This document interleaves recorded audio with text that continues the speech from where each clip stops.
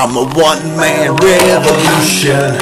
I'm a one-man. I'm a one-man. I'm a one-man revolution. Hey, it's Bulletinman, the one-man revolution. Or should I say restoration? Today is December 3rd. It's 2009. And today is a very important day in history. I want to go over a few things on our day in history. It is the 337th day of the year. There are 28 days remaining in this year. My goodness gracious, time does fly when you're having fun. And it has been 8 days since I posted the latest bulletin on the website. It has been 4 days since I started passing them out, and in that 4-day period of time, I've hit about 30 or 40 lawyers' offices in Jefferson County and the surrounding areas. I have contacted every member of the House Judiciary Committee, and you know what? I've heard back from one of them. It was Representative Tim Jones out of Eureka, and God bless Tim. At least he did get back with me. He doesn't really see a conflict of interest, and he didn't address my question to him, which I addressed questions to all the Judiciary Committee members. Is the Constitution still in effect? Was my question. And you know what? I have not heard back from one single member of the bar, one single member of the Judiciary Committee, or one single member of the police.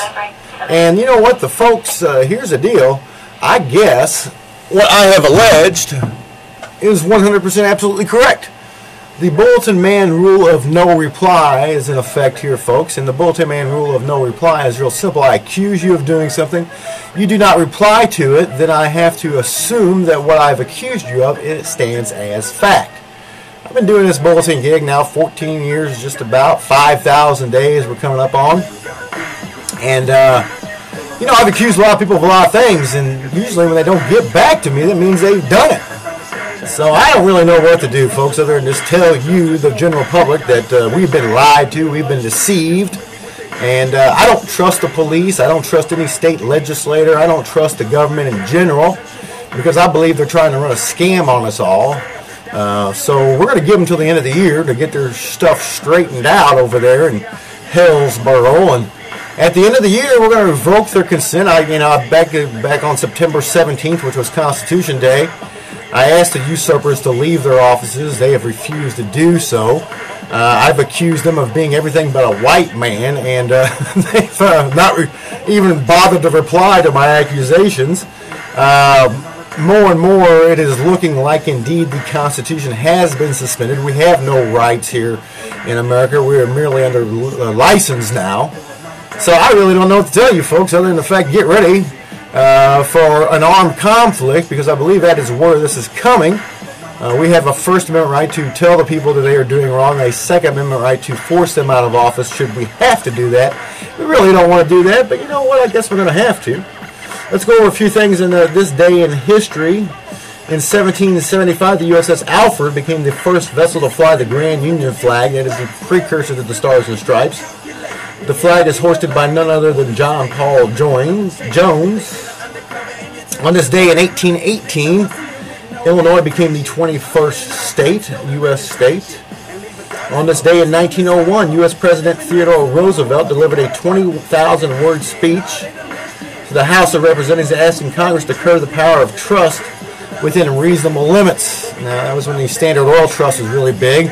But we have another trust today, which we should be all curbing the power of. Matter of fact, we need to just tear down this trust, and that would be the Bar Association. BAR stands for British Accreditation Registry.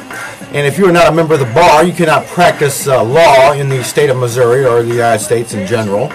So that sounds like a trust to me. I got to belong to their little cult to be able to practice law. Now, what would happen if someone would sue the Bar in an antitrust violation? I would think that they would have to form a whole new court, since every member of the bar would have a conflict of interest. Oh my goodness, what else is going on this day in history? Let's see here. There's another few other things I found here. Oh, the Berkeley Free Speech Movement. Radio Free Berkeley. And you know, there's going to be a Radio Free Festus. Bulletinman was all gung-ho about getting the radio transmitter, sticking in the bus, and going ahead and broadcasting. But that might make a few of the natives upset. So Bulletinman is going to actually apply for a low-power FM license. There again, if we had free speech, would you need a radio license? I don't think so. But Radio Free Berkeley, the Berkeley Free Speech Movement, was taken off on this day in 1964. Police arrested over 800 students at the University of California in Berkeley following their takeover and sit-in the administration building in protest of the UC Regent's decision to forbid protest on the University of California property. And that is where Radio Free Berkeley actually got its first start. They set up on a hill overlooking the Berkeley campus and started broadcasting pirate-style radio. And if you Google Radio Free Berkeley, you'll understand a lot more about what was the free radio movement.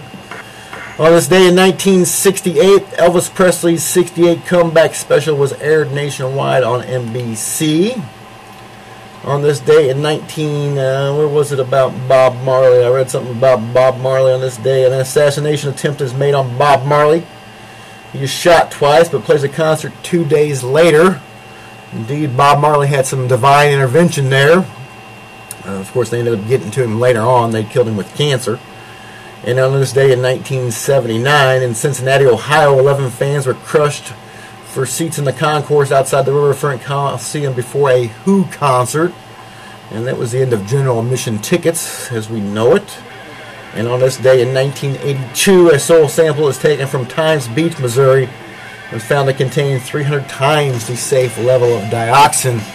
A guy named Russell Bliss is the one who dumped all the dioxin there. And last time I checked, Russell was living large down around St. James. He has a classic car company down there in St. James.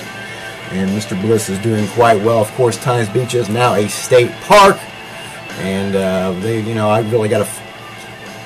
There's part of the plan about the rewilding of America. I don't know if you know much about that, but you need to Google Agenda 21. So that's the Bulletinman broadcast for this December 3rd. I have been to Hillsborough. I passed out papers there yesterday, hit the courthouses, hit the administration building, hit the planning and zoning building, dropped about 150 papers in the hallowed halls of government. I'm sure there's been a mass exodus, people quitting the courthouse. But so they are on notice in Hillsborough, or what I call Hillsborough now. And I hope to have another one of these for you on Friday. Today is Thursday, so maybe we'll do one Friday night or Saturday. Did a Monday, Wednesday, and Friday in November. Hope to do them Tuesday, Thursdays, and Saturdays in December. Have a great day, and as always, I ask you to tell a friend about the one and only Bulletin Man if you would. God bless you.